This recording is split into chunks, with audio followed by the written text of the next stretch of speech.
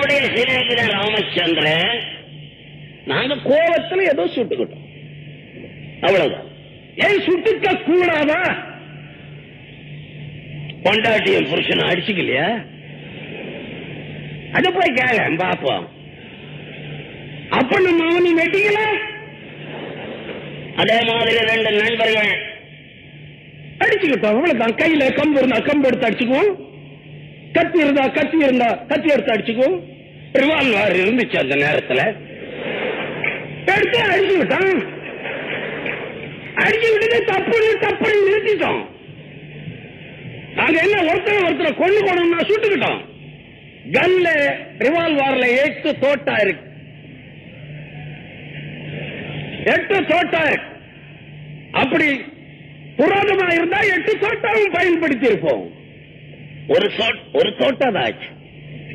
இல்ல வெடிக்கலையான்னு பார்த்தோம், அது வெடிச்சிருச்சு. அதுக்கு நம்ம